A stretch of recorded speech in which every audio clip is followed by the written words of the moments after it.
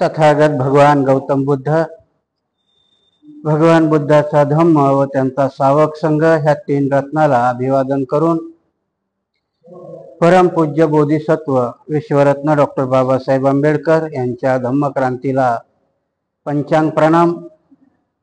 उपस्थित उपासक उपासिका, ऑनलाईन बघणारे उपासक आणि उपासिका यांच्या प्रति मंगल मैत्री व्यक्त करून क्रांती आणि प्रतिक्रांती ह्या ग्रंथाचं पठण आपण करत आहोत। क्रांती आणि प्रतिक्रांतीमध्ये स्त्रिया आणि प्रतिक्रांती याचा आज आपण तिसरा भाग बघतो। काल आपण बघितलं की स्त्रीला म्हणून पूर्ण बंधनात जकडून ठेवलेलं आहे, स्त्रीला स्वतंत्र होऊ दिलं नाही, तिला कुठल्या ना कुठल्या कारणाकरता गुलाम म्हणून वागवण्यात त्यांनी कायदे करून ठेवले। बाबासाहेब लिहितात, आता आपण या ग्रंथाच्या शेवटपर्यंत आलो तर तुम्हाला या ग्रंथाचा सार जर कळला असेल तर ग्रंथाचा सार असा आहे की बाबासाहेब याच्यामध्ये तीन काळ निर्माण करतात। कुठले तीन काळ आहेत? तर एक बौद्धाचा काळ आहे, त्याच्यानंतर एक मनूचा काळ आहे, आणि म्हणून ह्या दोघांच्या मध्ये पण एक काळ आहे, त्याला मनुपूर्व काळ म्हणतात आणि आपण बौद्धपूर्व काळ म्हणतो। तर ह्या गोष्टी सगळ्या, कारण याच्यात काय होते, बऱ्याचशा लोकांच्या डोक्यात खिचडी होते। इथे आपण जेव्हा बुद्ध पूर्व काळ म्हणतो तेव्हा बुद्धाचा जन्म झाला त्याच्या अगोदरचा काळ, आणि मग इथे अडचण अशी होते की भारताचा इतिहासच हा लिहिण्याची सुरुवात बुद्धापासून सुरुवात झाली। का झाली बुद्धापासून सुरुवात? कसा इतिहास? अश्मयुगाचा वेगळा इतिहास आहे, तो जो सायन्सला धरून आहे, परंतु दर्शनशास्त्राचे इतिहास तुम्हाला लिखित इतिहास जर सापडायचे असतील तर ते तुम्हाला बुद्ध काळापासून सापडतात। कारण का? तर त्याचे आर्कोलॉजिकल पुरावे सापडलेले आहेत, बाकी आर्कोलॉजिकल पुरावे सापडले नाही, मग त्याला मिथक म्हणतात। मग त्यांची मिथक ते लाखो वर्षापर्यंत नेऊन घालतात, पण त्याला अर्थ नाही। मिथक, परंपरा, पुराण ह्या कथा आहेत, कथा आणि इतिहास याच्यामधला फरक आहे। म्हणून बाबासाहेबांनी तीन काळ केलेले, आणि या ग्रंथामध्ये तुमच्या लक्षात जर आलं असेल तर त्यांनी या वाङ्मयाचे वेगवेगळे प्रकार केलेले आहेत की हे वाङ्मय कधी कधी निर्माण झाले, आणि प्रत्येक वाङ्मय निर्माण करण्याचा कारण आणि हेतू हे त्या त्या परिस्थितीनुसार निर्माण करण्यात आलेले। रामायण का निर्माण करण्यात आलं असेल तर त्यावेळेस मनूने लिहिलेलं शूद्रांना शिक्षणाचा अधिकार नाकारला, असाच ग्रहित अर्थ आहे की मधल्या काळामध्ये असला पाहिजे। नाकारला तेव्हाच जातो ना की जेव्हा असतो, किंवा मनाई तेव्हाच केल्या जाते की ती कुठली ना कुठली गोष्ट असते। बाबासाहेब तोच तर्क देतात। स्त्रियांच्या बाबतीतही बाबासाहेबांनी तोच तर्क दिलेला आहे की स्त्रियावरती एवढी बंधनं का लादली? स्त्रीला स्वातंत्र्यच नाकारलं तर मग बुद्ध आणि मनुपूर्व काळामध्ये स्त्रीला स्वातंत्र्य होतं का? आणि मग बाबासाहेब त्यांच्याच वाङ्मयामध्ये तो अभ्यास करतात, कारण स्त्रीला जर स्वातंत्र्य असेल तर त्यांच्या वाङ्मयामध्ये ती परिस्थिती असायला पाहिजे, आणि ती होती का? तर बाबासाहेब त्याचा शोध लावतात, आणि बाबासाहेब शोध लावता लावता अथर्व वेदाचा पुरावा देतात। आणि अथर्व वेदामध्ये त्यांनी, आता तुमच्याही लक्षामध्ये आलं, या क्रांती आणि प्रतिक्रांतीमध्ये वेदाचं विश्लेषण केलेलं नाही। कुठल्या ग्रंथाचं विश्लेषण केलंय? रामायण, महाभारत, गीता, मनुस्मृती आणि गीता ह्या 4-5 ग्रंथाचं विश्लेषण वेदाचं केलं नाही। का केलं नाही? वेदांताचं केलं पण वेदाचं नाही केलं, कारण वेद हे अपौरुषेय आहे असं म्हटलं त्यांनी। अपौरुषेय म्हणजे ते माणसानं लिहिले नाही, माणसाने नाही लिहिले। त्याच्यावरती बऱ्याचशा टीका झाल्यात, ते माणसानेच लिहिले आणि एवढ्या सामान्य माणसाने लिहिले की त्या सामान्य माणसाच्या बुद्धिमत्तेवरही शंका घेण्यात येते, आणि जे अभिमानाने सांगतात की सगळं वेदात आहे, वेदात असं काही नाही। आणि म्हणून वेदांतावरती पहिली सुधारणा काय झाली असेल तर वेदांत, ज्याला तुम्ही उपनिषद म्हणता। आता तुम्हाला कळतेत की नाही माहिती नाही, उपनिषद जवळजवळ 100-150 पण त्यातले 10 उपनिषद महत्वाचे मानले जातात, कारण उपनिषदालाच वेदांत म्हटलं। तुम्ही स्वामी विवेकानंदाचं नाव जर ऐकलं असेल तर वेदांताचे सगळ्यात एक्सपर्ट जर कोण असतील तर स्वामी विवेकानंद त्यांनी जगभर वेदांत सांगत सुटले. ती स्टोरी मी इथे बऱ्याच वेळा सांगितलेली की स्वामी विवेकानंदालाही प्रचलित आणि सगळ्या जगाच्या पुढे आणणारा बौद्ध धर्मच आहे. कारण तुम्ही जे नाव ऐकता अनागारिक धम्मपाल म्हणून नाव ऐकता की नाही तुम्ही, महाबोधी विहाराच्या पहिलं आंदोलन त्यांनी जे केलं ते शिकागोमध्ये जी परिषद झाली आणि जिथून स्वामी विवेकानंद प्रचलित झाले. हिंदू नावाचा कुठलाही धर्म तोपर्यंत अस्तित्वात नव्हता आणि म्हणून हिंदू धर्माला प्रतिनिधित्वच नव्हतं तिथे. त्या शिकागोच्या धम्म परिषदेमध्ये प्रतिनिधित्व नव्हतं. पण धम्मपाल अनागारिक धम्मपाल इंडियामध्ये आले होते आणि इंडियामध्ये पहिलं स्वागत त्यांचं स्वामी विवेकानंदाने केलं होतं आणि म्हणून ती मित्रता जागावी. आणि बऱ्याचशा चर्चा आणि ते कळलं की हे पोरगं हुशार आहे. कारण त्यावेळेस स्वामी विवेकानंद तरुण होते. 21 की 22 वर्षाचं वय होतं शिकागो परिषदेला जेव्हा ते गेले आणि अनागारिक धम्मपाल वयस्कर होते. आणि म्हणून याला आपण ऋणानुबंध म्हणून हुशार दिसतो, याला बोलण्याची संधी द्यावी आणि म्हणून अनागारिक धम्मपालांनी आपल्या वेळेतला काही वेळ स्वामी विवेकानंदाला दिला होता. आणि स्वामी विवेकानंदाचं मग ते भाषण तुम्ही सगळ्याच लोकांच्या मनात असेल की बंधू आणि भगिनींनो म्हटले आणि फेमस झाले. त्या स्वामी विवेकानंदांनी वेदांत सांगितलेले. वेदांत म्हणजे वेदाचा अंत, जिथे वेदाचा अंत होतो तिथून पुढे सुरू होणारं वेदांत. बाबासाहेबांनी त्या वेदांताची चिकित्सा केली की त्या वेदांताला का केलं असेल तर पहिलं मोडिफिकेशन व्यासा जेव्हा वेदावरती टीका व्हायला लागली तेव्हा बौद्धिक द्यायचं म्हणून वेदांताची निर्मिती झाली.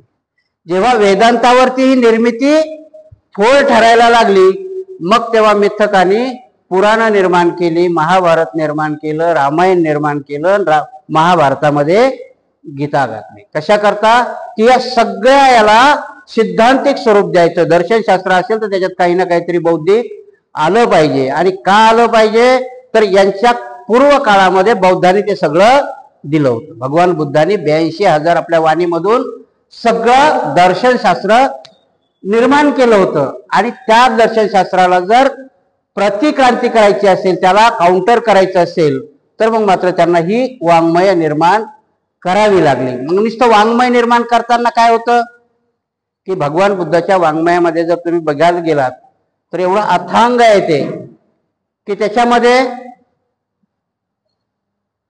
त्रिपिटकामध्ये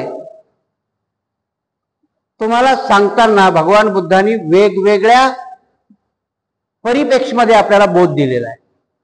आणि मग ते एवढं मोठं वाङ्मय झालं की मग त्याला जर काउंटर करायचं तर वेगवेगळ्या पद्धतीने. आणि परत दुसरी गोष्ट आहे तुम्हाला की कुठली गोष्ट एखाद्या गोष्टीला विरोध करायचा असेल तर त्या एका गोष्टीला विरोध करण्याकरता एवढी मोठी स्टोरी निर्माण करावं लागते. साध्या याच्यात बी तुम्ही जर गेला तर एखाद्या माणसाला तुम्हाला विरोध करायचा आहे की नको नको जाऊ नको त्या विहारात, काही भानगड नाही तिथे, एवढ्या शब्दावर कुणी ऐकेल का? मग तो प्रश्न विचारेल ना का जाऊ नको. मग का जाऊ नको म्हटलं तर मग इथलता कुठल्या तरी एका माणसाला विलन बनवावं लागेल आणि तो विलन बनवल्यानंतर त्याच्याकरता स्टोरी निर्माण करावा लागेल. ती एवढीशी असेल तर तिला एवढं लागावं. तिथलची लोकच चांगली नाही, तिथं तुम्हाला कोणी विचारणारच नाही, तिथे येणारे भंतीजी काही कामाचे नाहीत, ह्या स्टोऱ्या निर्माण. तसंच बुद्धाच्या लिटरेचरला, बुद्धाच्या शिकवणुकीला काउंटर करण्याकरता हे सगळं निर्माण करण्यात आलं. आणि मग त्यांच्या लक्षात आलं की भगवान बुद्धांनी कोणाकोणाला स्वातंत्र्य दिलेलं आहे. बाबासाहेब इथं सांगतात, कारण महारपूर्वी कोण होते त्या ग्रंथामध्ये बाबासाहेब स्पष्टपणाने सांगतात की भगवान बुद्धाला पहिले फॉलो करणारे त्यावेळेचे जे बौद्धिस्ट होते ते आताचे महार आहे. कारण कुठल्याही गोष्टीला एकदम सर्वत्र फॉलोअप मिळतो का? कोणीतरी सुरुवात करतं आणि मग त्याला लोक मिळत जातात. भगवान बुद्धांनी बौद्धित्व प्राप्त झालं तर एकदमच पूर्ण जम्बूद्वीप बौद्धमय झालं होतं का? नाही, त्यांना 45 वर्ष चालावं लागलं, 45 वर्ष शिकवण द्यावं लागली आणि तेव्हा कुठे निर्माण झालं होतं. आता जे निर्माण झालं तर मग काहीतरी पहिलंही अस्तित्वात होतं ना. जे पहिलं अस्तित्वात होतं ते वाईट होतं, म्हणूनच बुद्ध धर्म चांगल्या स्थितीत मांडावा लागला. ह्याच गोष्टीनुसार स्त्रियांची भूमिका बाबासाहेब सांगतात की बौद्ध काळामध्ये एवढी मजबूत होती की त्याच्यावरती काउंटर करायला त्या व्यवस्थेला लवकर मार्ग सापडत नव्हते. आणि मग मनूनी काय केलं की त्या व्यवस्थेचे मजबूत खांब, आता जर समजा तुम्हाला एखादं घर पाडायचं झालं तर नेमकं काय पाडलं जाईल तेव्हा ते लवकर पडेल. आता हे विहार पाडायचं, तुम्ही वरचं छेद पाडलं तरी हे उभं राहील ना, पण याचे पिल्लरच जर तोडले तर ऑटोमॅटिक खाली येते की नाही. म्हणून कुठली वास्तू किंवा कुठलं दर्शन किंवा कुठला विचार जर तो तुम्हाला मारायचा असेल तर तो विचार कुठल्या पिल्लरवरती उभा आहे ते पिल्लर मारल्या जातात. आणि म्हणून भारतामध्ये जर बाबासाहेबाचं विचार मारायचे असतील तर पहिले त्यांच्या पुस्तकावरती घाला झाला. बाबासाहेबाचं लिटरेचर कसं बुडवता येईल, बाबासाहेबाचं लिटरेचर कसं जगामध्ये जाणार नाही याची काळजी मनुवाद्यांनी घेतली, कारण पिल्लर तोडल्या जातात. आणि मग बाबासाहेब म्हणतात की यातले पिल्लर कुठले होते, बौद्ध धर्माचे पिल्लरच होते ना. काय होते बौद्ध धर्माचे पिल्लर, तर बौद्ध धर्माचे पिल्लर होते की जो मुळात उभा राहणारा माणूस जो पंचशिलेवरती उभा होता. पहिला पिल्लर कोण होते, तर भिक्षू होते. दुसरे पिल्लर पंचशिलावरती उभी असणारी माणसं होती. परंतु बाबासाहेब म्हणतात की या सगळ्याला जर सांभाळून घेणारी कोण असेल तर केंद्रबिंदू कोण होती, स्त्री होती. कारण ही स्त्री सगळे संघ निर्माण करणारी होती. आणि म्हणून स्त्रीवरती एवढा अत्याचार केला की हा पिल्लर परत बांधता आलाच नाही पाहिजे. आणि म्हणून स्त्रियांना एवढी, आणि त्याच्याकरता मग बाबासाहेब पुरावे देतात. पुरावे देताना बाबासाहेब सांगतात की स्त्री खरोखरच मनूच्या अगोदर गुलाम होती का, तर बाबासाहेब म्हणतात नाही. बुद्धपूर्व काळात नाही सांगत, बुद्धपूर्व काळाचा इतिहास अजून सापडलेला नाही. सिंधू संस्कृती, राखीगडी, मोहनजोदडो ह्या सापडल्या, पण त्यांचा इतिहास अजून वाचता आला नाही. तो जर वाचता आला तर चित्र वेगळं होईल, पण अजून तो इतिहास वाचता आला नाही. पण बाबासाहेब या दोन संस्कृतीच्या काळामध्ये संस्कृती होती. कारण सम्राट अशोकाचा 10वा वंशज मारला गेला तेव्हा कुठे पुष्यमित्राचं राज्य आलं. तर भगवान बुद्ध आणि बृहद्रथ याच्यामधला जवळजवळ 700 ते 800 वर्षाचा कालावधी आहे. तर बृहद्रथाने त्याची प्रतिक्रांती सुरू केल्यापासूनही 12व्या शतकापर्यंत बौद्ध धर्म तग धरून आहे. मग त्याच्या अगोदर, कारण स्त्रीला जास्त गुलाम कुठल्या काळापासून करण्यात आलं, हर्षवर्धनाच्या नंतर, की जेव्हा गुप्त पिरियडचा काळ आला तेव्हा स्त्री ही गुलामीत गेली. आणि मग बाबासाहेब इथे लिहितात, कारण स्त्रीला गुलाम केलं असं म्हणायचं तर मग ती कधीतरी स्वतंत्र असली पाहिजे. कारण गुलामाला गुलाम कधी म्हटलं जातं की तो स्वतंत्र असेल तर त्याला गुलाम बनवलं जातं. ओरिजिनल गुलाम कुणीही नसतं, तो गुलाम बनवल्या जातो. तशी स्त्री ही गुलाम बनवल्या झाली होती. आणि म्हणून बाबासाहेब म्हणतात की मनुपूर्व काळामध्ये, बुद्धपूर्व काळामध्ये नाही. परत ते सगळ्या जणांनी लक्षात घ्यायचं, कारण सगळं लिटरेचर बाबासाहेब नाही तर मग खोटे होती. बाबासाहेबांनी पहिल्याच प्रकरणात सांगितलं की ब्राह्मणशाही मधलं जे बी लिटरेचर निर्माण झालं ते बुद्धपूर्व काळाचं नाहीये, ते बुद्धाच्या नंतरचं आहे. आणि म्हणून आता इथं आपण स्त्रीचा जो प्रकरण पाहतो ते मनुपूर्व काळातलं आहे, मग बुद्धपूर्व काळातलं नाही. हे लक्षात घ्यायचं म्हणजे तुम्हाला समजायला सोपं होईल. हिंदूच्या दृष्टीने स्त्रियांचे आदर्श जीवन हे असे आहे. मनुपूर्व काळातील स्त्रियांच्या स्थितीशी तुलना करूया. मनुपूर्व काळातील स्त्रीची अथर्ववेदावरून हे स्पष्ट होते की स्त्रियांना उपनयन करण्याचा अधिकार होता. उपनयन केल्यावर ब्रह्मचार्य संपूर्ण स्त्री ही विवास पात्र होते. श्री सूत्रानुसार हे स्पष्ट होते की स्त्रियांना वेद मंत्राचे पठन करण्याचा अधिकार होता व स्त्रियांनाही वेद पठन करण्यास शिकविले जात होते. बाबासाहेब म्हणतात, आणि पुरावा कुठला देतात, त्यांच्या अथर्ववेदाचा. परत एक लक्षात घ्या, कारण खूप कन्फ्यूज होतं या. तुम्ही जर बाहेरच्या याच्या चर्चेत गेलात तर ते पहिलंच तुम्हाला सांगतात की वेद कोणी निर्माण केलेत, देवानी निर्माण केले, म्हणजे हे खूप जुने आहे. बाबासाहेबांनी सांगितलं की हे जुनं पुन्हा काही प्रकार नाही, पण त्यांच्याच अथर्ववेदामध्ये काय म्हटलंय की स्त्रीलाही उपनयनाचा अधिकार होता. उपनयन म्हणजे जानवं घालणं, जो ब्राह्मणाला जानवं घातल्या जातं. बाबासाहेब म्हणतात स्त्रीला पण तो अधिकार होता उपनयन करणं. मागच्या याच्यात आपण बघितलं शूद्राच्या याच्यामध्ये की शूद्रालाही उपनयन करण्याचा अधिकार होता. मी तुम्हाला उदाहरण दिलं होतं की आजही लोहार आणि सोनार ही जमात जानवं गळ्यात घालते. बाबासाहेब त्यांना ओबीसी म्हणतात. लोहार आणि सोनाराला काय म्हणतात? ओबीसी जातीमध्ये येते, पण तेही जानवं घालतात. तसंच इथेही बाबासाहेब सांगतात की अथर्व वेदाच्या नुसार स्त्री ही उपनयन करत होती. स्त्रीलाही मंत्रपठन करण्याचा अधिकार होता. जसं मुंज करणं हा पुरुषाचा अधिकार आहे, मुंज झाल्यावरच तो वेद पठन शिकू शकतो. तो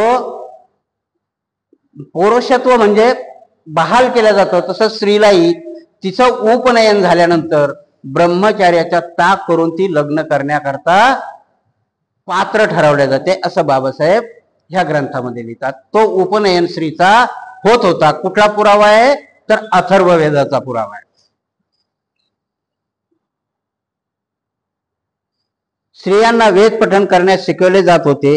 पाणिनी अध्यायातील म्हटले आहे की गुरुकुलात स्त्रिया जात असत वे वेदाच्या विविध शाखांचा अभ्यास करून मीमांसेत तज्ञ जाणकार होत असत. पतंजलीच्या महाभाष्यात म्हटले आहे की विद्यार्थिनींना वेद शिकवणाऱ्या स्त्रिया होत्या. पुरुषाशी धर्मतत्वज्ञान आदी विविध विषयावर स्त्रिया वाद घालत असत.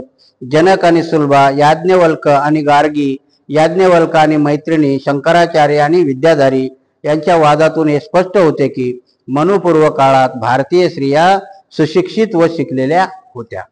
बाबासाहेब इथे उदाहरणं देताना काय सांगतात? दोन नावं आली असतील, तुम्ही बी ऐकलं असेल की इथे स्त्रियांना शिक्षण देण्याकरता स्त्रिया होत्या, म्हणजे स्त्रिया शिकलेल्या असतील त्या शिकवत असतील ना. आणि पहिली गोष्ट तर ते सांगतात की पाणिनीच्या अष्टाध्यायात आणि पतंजली ही दोन नावं, पाणिनीचं एखाद्या नसेल ऐकलं, पण पतंजली तुमच्या जाम ओळखीची आहे. रामदेव बाबाची पतंजली आहे की नाही सगळ्याला. हा पतंजली कोण होता? तुमच्या माहिती करता सांगतो, पतंजली हा पहिला बौद्धच होता. परंतु जेव्हा पुष्यमित्र शृंगाने बंड केलं तेव्हा हा पतंजली पुष्यमित्र शृंगाचा उपाध्याय आहे. कोण आहे? त्याचा उपाध्याय आहे. म्हणजे भिक्षू जीवन सोडून त्यांनी त्याचे, म्हणून पतंजली जेव्हा जीवकाच्या तिथे, जीवक हा पहिला डॉक्टर आहे, पण हे कोणाला पहिला डॉक्टर करतात? पतंजली ना. त्याच्या अगोदरचा एक ऋषी सांगतात, ते आता मला नाव नाही आठवत. नाही, चरक नाही, चरकाच्या अगोदर आहे ते, आठवल्यावर सांगतो तुम्हाला. मला आठवत, दवाखाने पण आहेत ना त्यांच्या नावाने, बरेचसे दवाखान्याचे नाव आहेत. तर हा पतंजली ऍक्च्युली पतंजली आणि पाणिनी हे व्याकरणाचे, यांच्यापासूनच संस्कृत निर्माण झालं. पाणिनी हा संस्कृतचा व्याकरणकार आहे. संस्कृत निर्माण करणारा ज्याचं व्याकरण निर्माण केलं, कारण कुठल्याही भाषा निर्मितीला अगोदर व्याकरण निर्माण व्हावं लागतं. तसं पाणिनीने संस्कृतचं पहिले हायब्रिड संस्कृत ही अशोकाच्या काळामध्ये जेव्हा तिसरी संगीती झाली आणि महायान नावाचा पंथ झाला, तेव्हा बुद्धघोष, नागार्जुन ह्या लोकांनी हायब्रिड संस्कृत निर्माण केलं आणि त्याच्यामध्ये पहिले ग्रंथ संस्कृतमध्येच निर्माण झाले. आणि म्हणून ह्या पाणिनी आणि पतंजलीच्या त्याच्यामध्ये स्त्रियांना स्वातंत्र्य होतं हे लिहिलेलं आहे. स्त्रिया त्याच्यामध्ये मग ते सांगतात की याज्ञवल्क ऋषी आणि गार्गी ही स्त्री आहे, तिने त्या याज्ञवल्क ऋषीशी वादविवाद केलेला आहे. जेव्हा ती त्या एवढ्या मोठ्या ऋषीशी वादविवाद करते म्हणजे ती गार्गी शिकलेली आहे. त्यावेळेचं शिक्षण काय असेल तर वेद अभ्यास आहे, मंत्रतंत्र आहेत, होम हवन आहे, ह्या याच्यामध्ये स्त्री पटाईत होती. अशी 4 उदाहरणं बाबासाहेबांनी इथे दिलेले आहेत. ते कुठपर्यंत येतात? शंकराचार्यापर्यंत. शंकराचार्य आणि वसुधराचं शास्त्रार्थ झालंय. जसं आपण मिलिंद प्रश्न वाचला की नाही, तसं शास्त्रार्थ आहे. त्याच्यावरती आता बऱ्याचशा वाद आहे त्याच्यावरती की शंकराचार्यांनी वादच घातला नाही. कारण काय म्हणतात की शंकराचार्यांनी कोणाला हरवलं होतं?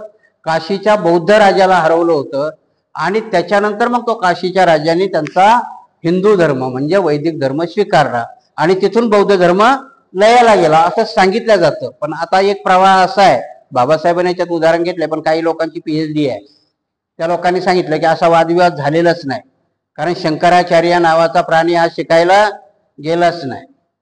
कारण त्यावेळेस अस्तित्वात असणाऱ्या युनिव्हर्सिटी या पूर्ण बौद्धाच्या होत्या.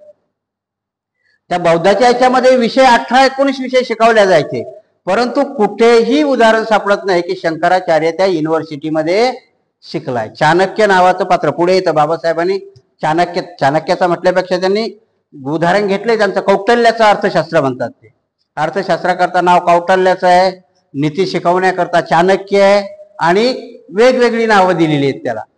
इथे बाबासाहेबांनी शंकराचार्याचं उदाहरण दिलं. शंकराचार्याचं उदाहरण असं आहे की शंकराचार्य हा दक्षिणेत जन्मला, आणि तो शंकराचार्य वादविवाद करून शंकर भाष्य नावाचं, म्हणजे गीतेवरती पहिलं भाष्य जर कोणी लिहिलं असेल तर शंकराचार्याने, ज्याला शंकर भाष्य म्हणतात. आणि त्या गीतेवरचं भाष्य, महाभारतावरचं भाष्य शंकराचार्यांनी लिहिलं, आणि तिथून हिंदू धर्माला उभारी दिली. तर ती उभारी देण्याचं काम ते सांगतात की त्या वादविवादमध्ये काशी राजाची राणी, तिच्या बरोबर त्यांचा वाद झाला होता, आणि त्याच्यामध्ये तिला हरवलं होतं त्यांनी, असं सांगतात. आता जे रिसर्च झाले त्याच्यामध्ये सांगतात की शंकराचार्यांनी असं कुठल्याही बौद्ध राजाला हरवलेलं नाहीये. कारण बौद्ध राजा तोपर्यंत बौद्धाचे जवळजवळ 32 पंथ निर्माण झाले होते. शंकराचार्य जेव्हा निर्मित होती, शंकराचार्य 8व्या शतकातला आहे, आणि 8व्या शतकात येईपर्यंत 32 पंथ निर्माण झाले होते बौद्ध धर्माचे. आणि त्या 32 पंथामध्ये जर एखादा कोणी राजा असेल तर माहिती नाही, पण मूळ स्रोत हा बौद्ध धर्माचा हीनयान आणि महायान, हे दोनच, म्हणजे त्याला काय म्हणता येईल की आधारावर असलेला बौद्ध धर्म या दोन पंथावरती जास्त आधारशील आहे. बाकीचे पंथ मग तंत्रयान, ज्ञान, सगळे जेवढे 32 हे निघालेत ते छोट्या परंपरासारखे निघाले, आणि त्याच्यावरती मग वेगवेगळे वादविवाद झाले. इथे बाबासाहेब सांगतात की त्या अथर्व वेदामध्ये ह्या स्त्रिया, की त्यांनी 4 स्त्रियाचं नाव घेतलं, त्यामध्ये शेवटच्या याच्यापर्यंत 8व्या शतकापर्यंत जो वादविवाद झाला तो काशीचा राजा बौद्ध आहे. म्हणजे याच्यावर विचार करा की 3ऱ्या 4थ्या 5व्या शतकापर्यंत स्त्री ही स्वतंत्र होती. म्हणून पहिल्या प्रकरणात बाबासाहेब लिहितात की पुष्यमित्र शृंगाच्या पदरी असणारा भार्गव, त्यांनी मनूच्या नावाने संहिता लिहिली, पण तिचं मोडिफिकेशन होत कितव्या शतकापर्यंत, 12व्या शतकापर्यंत आलेलं आहे. आणि म्हणून मनूलाही 8व्या-9व्या शतकात स्त्री ही गुलाम झाली. स्त्रीवरती तेवढी बंधनं लादल्या गेली, आणि म्हणून बाबासाहेब सांगतात की मनुपूर्व काळामध्ये स्त्रिया स्वतंत्र होत्या. मनुपूर्व काळात स्त्रियांना सर्वोच्च आदराचे स्थान होते, यात आता मुळीच वाद नाही. राज्याभिषेक सोहळ्यात महत्वाची भूमिका प्राचीन भारतात बजावणारे रत्नीचा राजा आणि राणी त्यांना दान देत असत, त्यांची पूजा करून आदरभाव ठेवत असत. राजा केवळ राणीलाच राजवंदन करतो असे नसून तो हलक्या जातीच्या आपल्या इतर बायकांची देखील पूजा करतो. त्याचप्रमाणे राज्याभिषेक सोहळ्यानंतर राज प्रमुख मार्गदर्शक स्त्रीलाही अभिवादन करतो. कौटल्याच्या काळात स्त्रिया वयाच्या 12व्या वर्षी व पुरुष 16व्या वर्षी प्रौढ झाले असे मानले जात होते. प्रौढत्वाचे हे वय विवाहाचे वय असे समजले जायचे. बौद्धयान ग्रहसूत्रानुसार हे स्पष्ट होते की ते विवाह तरुणोत्तर काळातील विवाह होत. गृहसूत्रात म्हटले आहे की विवाहाच्या वेळी स्त्री जर विटाळशी असेल तर त्यासाठी खास प्रायचित्त समारंभ आयोजित केला जात होता. इथे बाबासाहेब कौटल्य हा चाणक्य आहे तुमचा. कौटल्याचा अर्थशास्त्र, याचा इतिहास खूप मोठा आहे. अर्थशास्त्र हे त्यांनी लिहिलेलं नाही, कौटल्य नावाचं पात्रच अस्तित्वात नव्हतं, पण अर्थशास्त्र निर्माण केलं. जशी मनुस्मृती भार्गवानी लिहिली आणि नाव मनूचं घेतलं, तसंच हे अर्थशास्त्र लिहिलं वेगळ्याच माणसाने, नाव कोणाचं दिलं, कौटल्याचं. पुढं त्याला चाणक्य म्हटलं. बाबासाहेब तरी त्याचा पुरावा देतात, कारण त्याचं अर्थशास्त्र जेव्हा सापडलं तेव्हा बाबासाहेब सांगतात की कौटल्याच्या संहितेमध्येही स्त्रीचं वय 16व्या वर्षी तिचं लग्न झालं असं लग्नाचं वय ठरलं जायचं, नाही 12व्या वर्षी, आणि पुरुषाचं 16व्या वर्षी. तोही बालविवाहच असायचा, पण कौटल्याने त्याला मान्यता दिली होती.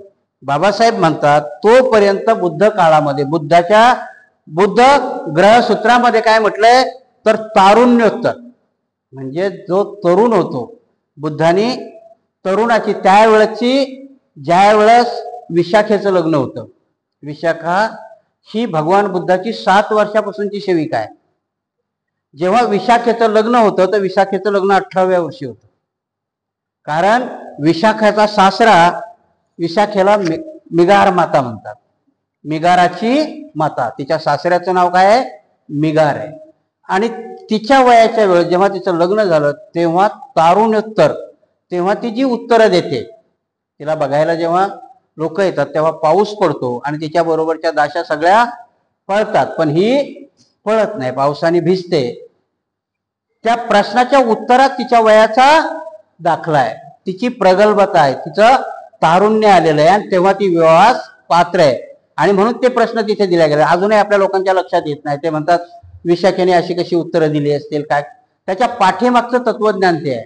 कारण तीनच प्रश्नावरून तुम्हाला समजून सांगतो की तेव्हा पाऊस येतो आणि हे मेघाराने पाठवलेले पंच असतात वधू संशोधनाकरता, तेव्हा ते नेमके तिच्या नगरामध्ये येतात आणि पावसामध्ये ते एका झाडाखाली उभे असतात. सगळे तिच्या दाशी पळतात, पण ही विशाखा पळत नाही. ती पावसात भिजते आणि आरामात चालत तिथपर्यंत येते.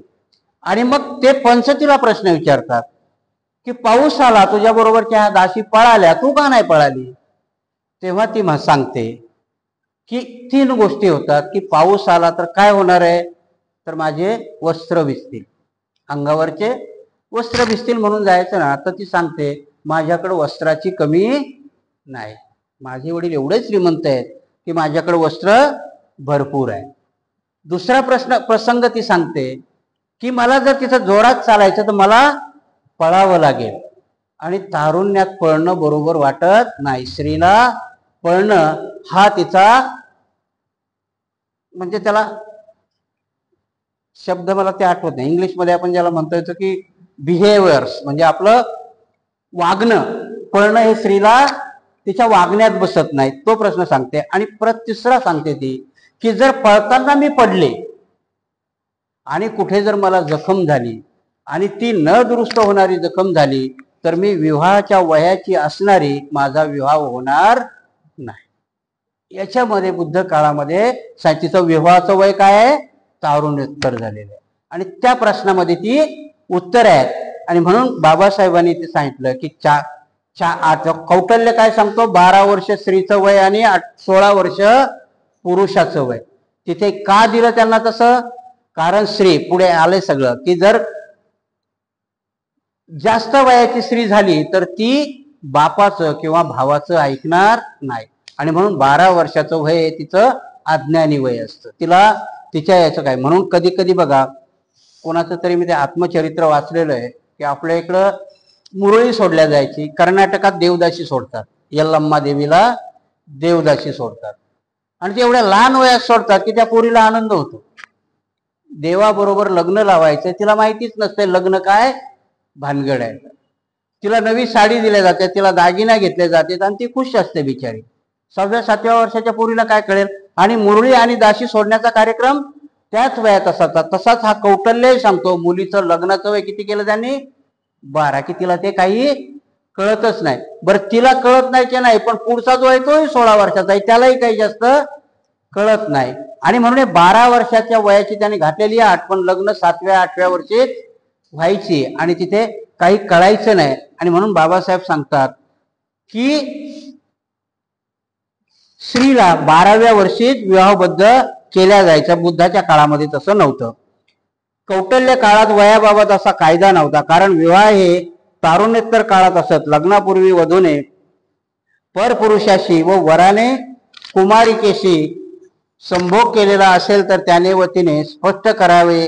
या बाबतीत कौटल्य अधिक जागरूक असे. वधूच्या बाबतीत कौटल्य म्हणतो, जर एखाद्या व्यक्तीने स्वतःच्या मुलीचा विवाह प्रसंगी तिचे परपुरुषाशी असलेले संबंध जगजाहीर न करता विवाह केला तर त्याबद्दल केवळ शिक्षाच होणार नाही, तर त्याबरोबर त्याला ते श्रीधन परत केले जाईल. कोणत्याही व्यक्तीने स्वतःचे विवाहपूर्व संबंध जाहीर न करता स्त्रीशी विवाह केला तर त्या वराला दुप्पट शिक्षा होईल व वधूसाठी त्याने दिलेले श्रीधन जप्त केले जाईल. दुसऱ्या प्रकाराबद्दल कौटल्य नियम पुढील प्रमाणे करतो. आणि या कौटल्याने तर स्त्रीला आणि पुरुषाला लग्नाच्या अगोदरचे आपले पुरुषाशी असणारे संबंधही डिक्लेअर करायला सांगितलेले. आता मला नाही वाटत की त्यावेळेसही माणसाच्या मनातली मानसिकता कुठे कमजोर झाली असेल. आजही बघा की पुरुष कितीही बाहेर खाली असला तर स्त्री माझं मात्र अंकित असावी ही पुरुषाची संकल्पना असते. कारण स्त्रीने त्याच्या उलट स्त्रीच आहे. पुरुषाने किती गावभर फिरलं तर त्याला स्वतःबद्दल काही वाटत नाही, पण आपली स्त्री ही आपल्याशीच इमानदार असावी ही प्रत्येक पुरुषाची संकल्पना आहे. आणि हा कौटल्य त्यावेळेस सांगतो की डिक्लेअर करा की जर तुमचा लग्नाच्या अगोदर कुठल्या पुरुषाशी संबंध असेल तर शक्य आहे का असं होणं? कोणी जर सांगितलं तर तो पुढचा स्वीकारेल का? म्हणून ह्या गोष्टीला काही नाही. परंतु बाबासाहेब आजही आपण बघितलं तर स्त्रीची मानसिकता काय आहे की स्त्री नवऱ्याचे सगळे अपराध सहन करते, पण कुठल्याही परस्त्रीशी त्यांनी ठेवलेले संबंध कुठलीही स्त्री सहन करत नाही. कारण दोघांना एकमेकाला जोडण्याचा दुवा हा सहयोग असतो आणि त्या सहयोगालाच हा चाणक्य फाटा देतो. पुरुषाला परमिशन आणि स्त्रीला परमिशन नाही, आणि म्हणून तिथे घुटत घुटत राहणं हे स्त्रीच्या नशिबी आलेलं असतं. जर एखाद्या व्यक्तीने नियम पुढील प्रमाणे पहिल्या मासिक पाळीनंतर 3 वर्षानंतर जर स्त्री अविवाहित राहिली तर त्या स्त्रीच्या दर्जाच्या जातीच्या पुरुषाने समागम केला तर तो पुरुषाला अपराध ठरत नाही. एवढा बारीक नियम केला की पहिली मासिक पाळी आली तर 3 वर्षाच्या लग्न झालं पाहिजे, त्यालाही जठर विवाह म्हणायचे. आतापर्यंत कर्नाटकामध्ये मुलीला जर पहिली माहवारी आली तर ते एक कार्यक्रम करतात, आपल्या नात्या गोत्याला बोलवतात आणि जेवण देतात. आजही ती प्रथा कर्नाटकामध्ये आहे. त्याच्या पाठीमागचा उद्देश काय आहे की आता मुलगी लग्नाच्या वयाची झाली. हे सगळ्यांना ॲडव्हर्टाईज असते एक प्रकारची. जे सोयरेधारे बोलवतात त्यांना जेवण देतात आणि त्या पहिल्या महावारीला, कारण का त्या कौटल्याने इथं लिहिलेलं आहे की पहिली महावारी आल्यापासून 3 वर्षाच्या आत तिचा विवाह झाला पाहिजे. 3 वर्षाच्या वर जर विवाह होत असेल आणि त्याच्याबरोबर त्या माणसाचा समागम होत असेल तर त्याला पाप म्हटलं गेलं. त्याने आत्ताच्या डेव्हलपमेंटनुसार आता स्त्रीचं वय साधारणतः शिकल्या सवरलेल्या मुली 25 ते 20-25 वयातच लग्न करतात, आणि आधुनिक सायन्सच्या दृष्टीने केलं तर 13व्या-14व्या वर्षी मुलीला माहवारी येते. आता त्या कौटल्याचा नियम जर मानला तर आजही तुम्हाला 15व्या, 16व्या, 17व्या वर्षीच लग्न करावं लागतं. त्या कौटल्यालाही साध्य धरण्याकरता आपल्या याच्यामध्ये 18व्या वर्षी लग्नाचं वय केलेलं आहे. ऍक्च्युली बाबासाहेब सांगतात की, आणि सायन्सही सांगतं की जोपर्यंत मुलीची पूर्ण शारीरिक वाढ होत नाही तोपर्यंत लग्न करू नये. कारण मातृत्व तिच्यावर लादल्या जातं तर ते अपत्यही व्यवस्थित होत नसतं, तिच्या आरोग्याकरताही ते ठीक नसतं. हे बुद्ध काळामध्ये ग्रहसूत्रामध्ये लिहून ठेवलेलं आहे की मुलीचं वय काय असावं, मुलीचं लग्नाचं वय काय असावं. जसा मी तुम्हाला विशाखाचा प्रसंग सांगितला तशा 2-4 ठिकाणचे प्रसंग आहेत, बाबासाहेबांनी ते लिहून ठेवलेलं आहे. पण मात्र हा कौटल्य आणि मनु यांच्यावरती जबरदस्ती करतो. महावारी आल्यापासून 3 वर्षाच्या लग्न करण्याची मजबुरी त्यांच्यावर करतो. मनुपेक्षाही कौटल्याची एक पत्नीत्वाची कल्पना वेगळी आहे. विशिष्ट परिस्थितीतच पुरुष एकापेक्षा जास्त विवाह करू शकतो, त्यासाठी कौटल्याने पुढील अटी घातलेल्या आहेत. परत एक पत्नीत्वाचा नियम. आता जर हा एक पत्नीत्वाचा नियम यांच्या शास्त्रानुसार म्हटला तर ते रामाला एक पत्नी व्रत म्हणतात ना, की रामानं एका पत्नीशिवाय दुसरी पत्नी केली नाही. आता ऍक्च्युली बाबासाहेबांनी रिडल्स इन हिंदुझम मध्ये त्या कोड्यातच सांगितलेलं आहे की त्यालाही भरपूर बायका होत्या, रामाला भरपूर बायका होत्या. कारण का त्याचं रिडल्स मध्ये कुठलं उदाहरण देतात ते की जेव्हा कैकेयी त्यांना वनवासाला जायला सांगते तेव्हा सीता तयार होते जायला, परंतु राम आपल्या जनानखान्यात जातो, रामायणात आहे. म्हणून बाबासाहेब म्हणतात की आणि लाख नाही जरी म्हटलं तर तो एक श्लोक आहे की राम आपल्या जनानखान्यात जातो आणि तिथल्या स्त्रियाची परमिशन घेतो, म्हणजे त्याला बायका होत्या, तो एक पत्नी व्रत नव्हता. आणि जर असेल तर मग तो हिंदू धर्माचा कायदा व्हायला पाहिजे होता. जर राम यांचा देवच एका पत्नीवरती राहिला तर मग तो कायदा व्हायला पाहिजे होता, पण तो कायदा झाला नाही. बहुपत्नीत्वाची प्रथा त्याच्यामध्ये होते. पुढे कौटिल्य काय सांगतो की पुरुषांनी दुसरा विवाह कधी करावा, स्त्रीला नाही सांगत. पुरुषांनी दुसरा विवाह कधी करावा हा कौटिल्य सांगतो. जर स्त्रीला मुलगा होत नसेल किंवा मुलगा होऊन जिवंत राहत नसेल तर पतीने दुसऱ्या लग्नासाठी 8 वर्ष थांबावे. कौटिल्याने काय सांगितलं की बाईला जर मुलगा होत नसेल आणि होऊन तो मरत असेल तर त्यांनी लग्न झाल्यापासून जास्तीत जास्त किती वर्ष वाट पाहावी, 8 वर्ष वाट पाहावी आणि 9व्या वर्षी लग्न करावं. आता आधुनिक विज्ञानानुसार मुलगा होणं किंवा मुलगी होणं हे स्त्रीच्या हातात नाही. हातात नाही म्हणजे स्त्री त्याला जबाबदारच नाहीये. विज्ञानाने प्रूव्ह केलेलं आहे की स्त्री मुलगा किंवा मुलगी निर्माण करायला कारणीभूत कोण असेल तर पुरुष आहे. विज्ञानाने स्पष्ट केलं की स्त्रीच्या बीजांडामध्ये जोपर्यंत पुरुषाचे जे आहेत ते संपर्क होत नाही, XY म्हटलंय त्याला, XX झाला तर मुलगा होतो, XY झाला, आणि बायकाच्या बीजांडामध्ये Y नावाचाच बीजपेशी असतात. म्हणून स्त्री त्याला दोषी नाही. मुलगा आणि मुलगी होण्याला दोषी कोण असेल तर पुरुष आहे. कारण पुरुषाच्या त्या बीजांडाने त्या स्त्रीच्या याच्याशी जोपर्यंत संपर्क होत नाही तोपर्यंत भगवान बुद्धांनी त्याला आद्रूप म्हटलंय. पहिलं काय तयार होतं तर आद्रूप तयार होतं, जिकडे दुसरं कलल म्हटलंय त्याने, आणि मग तिसरा गर्भ सांगितला त्याने. आणि त्या गर्भाच्या वेळेस तिथे चैतन्य म्हणजे तुमच्यावाला चेतना जेव्हा होत नाही तोपर्यंत गर्भधारणा राहत नाही, हे बुद्धांनी सांगितलं. तेच विज्ञान सांगतं की 4थ्या महिन्यापर्यंत गर्भ स्थिर होत नाही, हे विज्ञान सांगतं. आणि म्हणून तुम्हाला कुठलेही गर्भलिंग निदान जरी करायचं असेल तर 4थ्या महिन्यापासून पुढेच करता येतं. आता त्याच्यावरती बंदी आहे. स्त्री मूल आहे का पुरुष मूल आहे याचं निदान होतं, मशीन आली तशी, सायन्स आलं, पण ते कधी होतं 4थ्या महिन्यापासून पुढे.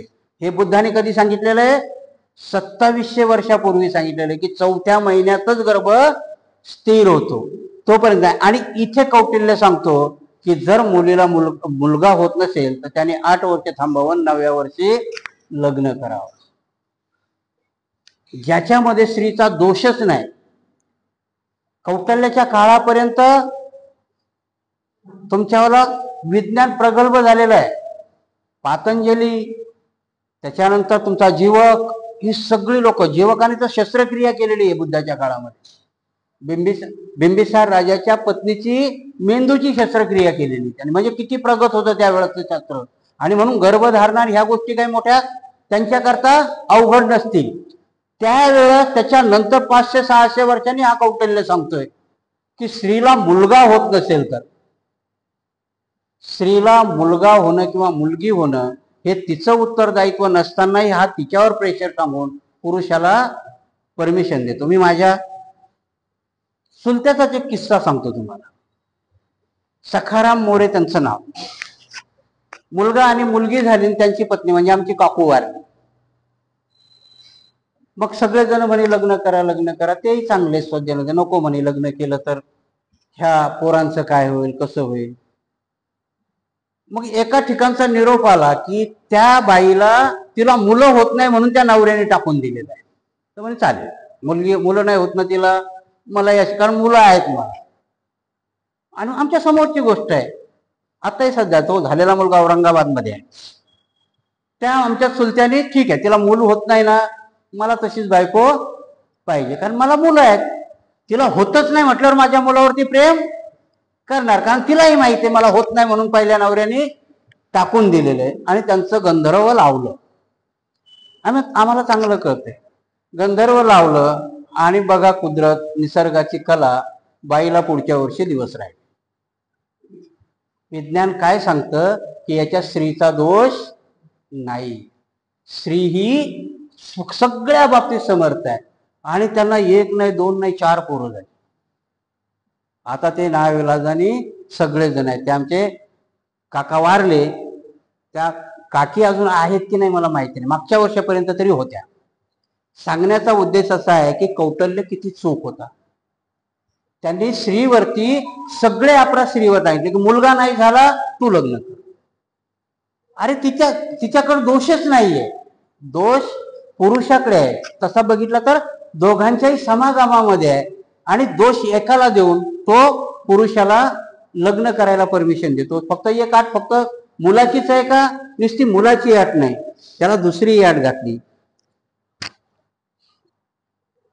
जर या नियमाचा भंग कोणी केला तर त्या व्यक्तीने तिला तिचे श्रीधन परत करावे. जर समजा याचा कोणी स्त्रीने तशी त्याने त्या नियमाचं उल्लंघन केलं म्हणजे पुरुषाला तो जबरदस्ती पण करायला सांगतो. जर नाही होत तर केलंच पाहिजे.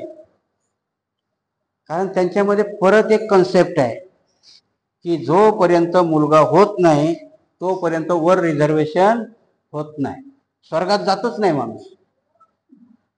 पोराने अग्नी दिल्याशिवाय त्यांचाच माणूस स्वर्गात जात नाही. म्हणजे मुलगा निर्माण केलाच पाहिजे, कशाही पद्धतीने करा, पण आग द्यायला पोरगा पाहिजे. आणि म्हणून इथे हा कौटल्य जबरदस्ती करतो. 8च वर्ष वाट बघ, 9व्या वर्षी लग्न केलंच पाहिजे. आता परत दुसरं एक उदाहरण मी तुम्हाला सांगतो. पहिल्या बाईला पोरग होत नाही. माझ्याकडे तर 3 उदाहरणं आहेत. माझ्या गावातलं एक, माझ्या नात्यातलं एक. पहिल्या बायकोला मूल होत नाही, 7-8 वर्ष याच्यानुसार वाट पाहिली. बायका आहे ठीक, आता मला नाही होत, मग करा तुम्ही दुसरं लग्न. ती परमिशन देऊन मोकळी होते. माझ्या गावातले खंडू मार्तंड नावाचे 2 भाऊ होते, ते एकत्रच राहायचे. खंडूला एकच पोरगा आणि मार्तंडला 8. आणि या खंडूला एकच होता, त्याला बायको करून दिली. 12 वर्ष त्याला काही लेकरूच होईना, इस्टेट घरी भरपूर. मग सगळ्याची कानकूच झाली. ती बाई बी बिचारी म्हणे टाका एकदाच त्याचंही लग्न करू. त्याचं लग्न केलं आणि 3 वर्षानंतर ह्या पहिल्या बाईला दिवस नाही, आणि अजून 1 वर्षाने त्या दुसरीला गेली.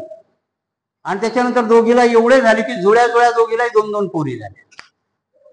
म्हणजे तुमचा जोपर्यंत सृष्टीचा किंवा शरीराचा धर्म तुम्हाला त्या प्रगल्भेपर्यंत नेत नाही किंवा तुमचं शरीर त्या लेवलला जात नाही तोपर्यंत प्रसूती किंवा गर्भधारणा ही होत नाही. हे शास्त्रीय कारण आहे. परंतु मनूनी आणि यांनी स्त्रियांनाच जबाबदार धरलं की तिला मूल नाही होत म्हणून लग्न करावं. ह्या प्रथा नंतर सृष्टीनेही त्याला थप्पड मारली, विज्ञानानेही थप्पड मारली, तरीही अजून आमचे धर्मगोळे लोक शहाणे अजूनही होतात विवाह. जर एखाद्या माणसाला मुलीच होत राहिल्या तर ती आईच जास्त फोर्स करते, बाबा दुसरं लग्न कर, वंशाला दिवा पाहिजे. याचा वंश कुठे वाढून कुठे खतम होतो तोही यायला माहिती नाही, पण वंशाला दिवा पाहिजे. ही त्यावेळेस केलेली व्यवस्था आजपर्यंतही चालू आहे.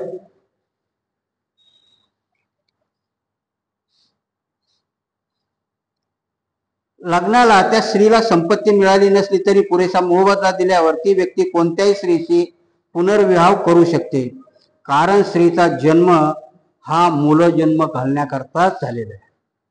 किती अवघड वाक्य आहे तेच म्हणून काय म्हणतो की स्त्रीचा जन्मच मुलाला जन्म घालण्याकरता आहे. तिला दुसरा कशाच करता तिचा जन्म झालेला नाही.